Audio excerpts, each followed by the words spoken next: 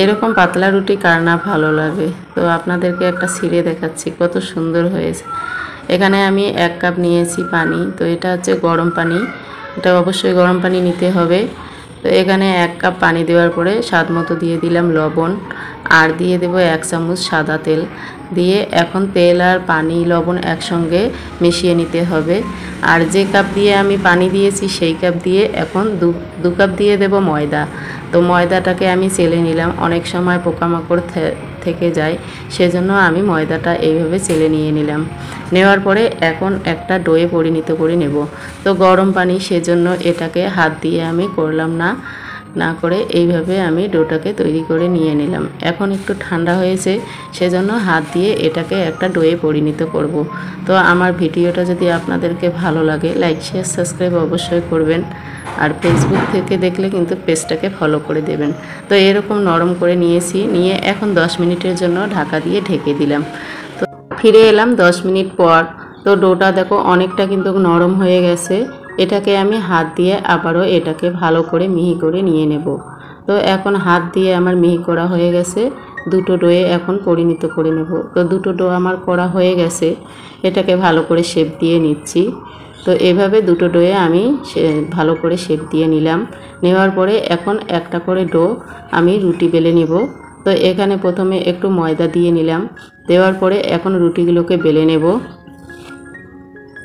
এরকম পাতলা রুটি সবারই কিন্তু ভালো লাগে। তো এভাবে বাড়িতে অবশ্যই পাতলা পাতলা করে রুটি তৈরি করে নেবেন। তো আমি দেখো প্রথমে ময়দা দিয়ে ডোটাকে রেখেছি, এবার উপরে একটু ময়দা দিয়ে একটা বেলনার সাহায্যে এটাকে বেলে নিচ্ছি। তো এটা আমি কিভাবে তৈরি করে নেব আর কতটা থিকনেস রাখবো আপনাদেরকে সব কিছুই আমি দেখাচ্ছি। তো এইভাবে আমি বেলে নিলাম রুটিটাকে। তো এখন কতটুকু আমি মোটা রেখেছি এটা আপনাদেরকে দেখাচ্ছি। তো দেখো আমি কতটা মোটা রেখেছি, এটাকে অবশ্যই এরকম মোটা রাখতে হবে। তো আমি রেখে দিলাম, দেওয়ার পরে দেখো এখন একটা গ্লাসের সাহায্যে এটাকে গোল গোল করে কেটে নেব। দুটো যে ডো আমি তৈরি করেছি সবগুলোকে এভাবে আমি গ্লাস দিয়ে কেটে নেব। ছোট ছোট একটা করে কেটে নিলাম। নেওয়ার পরে এখন দেখো আমি এটাকে বেলে নিব। তো এখন একটু ময়দা দিয়ে দিলাম, দেওয়ার পরে আমি যে গ্লাস দিয়ে ছোট করে কেটে নিয়েছি ওটা একটা দিয়ে তার উপরে একটু তেল দিয়ে দিলাম। তেল দেওয়ার পরে একটু ময়দা দিয়ে আবারও একটা দিয়ে দিলাম। দিয়ে এইভাবে আমি 5টা পরপর সাজিয়ে নেব। এভাবে দেখো আমি আবারও এটাতে তেল দিয়ে নিলাম। পরবর্তীটা এইভাবে 5টা আমি সাজিয়ে নিয়ে হাত দিয়ে একটু ঠাসা দিয়ে আবারও উপরে ময়দা দিয়ে এবার রুটিগুলোকে সবগুলোকে একসঙ্গে এইভাবে তৈরি করে নিতে হবে। তো সবগুলো রুটিকে এইভাবে আমি বেলে নিচ্ছি। এটা কিন্তু অবশ্যই একদম পাতলা হতে হবে, পাতলা হলে রুটিগুলো কিন্তু পাতলা হয়ে যাবে। দেখো আমি কতটা পাতলা রেখেছি। সবগুলো রুটি কিন্তু আমার একসঙ্গে 5টা রুটি বেলা হয়ে গেছে। তা ওদিকে আমি তাওয়াটা বসিয়ে দিয়েছি, তাওয়াটা কিন্তু গরম হয়ে গেছে। এখন যে আমি রুটিগুলো একসঙ্গে বেলেছি সেগুলো কিন্তু দিয়ে দিলাম।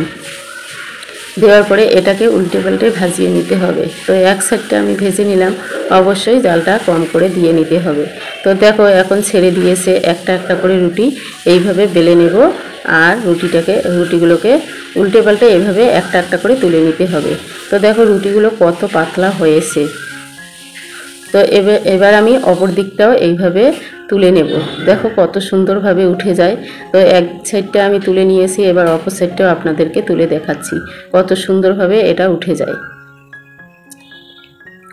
আপনারা যদি কেউ বাড়িতে বানান তবে অবশ্যই কমেন্ট করে আমাকে জানিয়ে দেবেন। তো দেখো পাতলা পাতলা রুটি খেতে কিন্তু সবারই ভালো লাগে। তো এইভাবে যদি বাড়িতে পাতলা করে রুটি বানা যায় কতই না ভালো লাগে। তো রুটিগুলো কিন্তু পাতলা করে ভাজা হয়ে গেছে আর কত সুন্দর হয়েছে। আপনাদেরকে একটা ছিঁড়েও দেখাচ্ছি।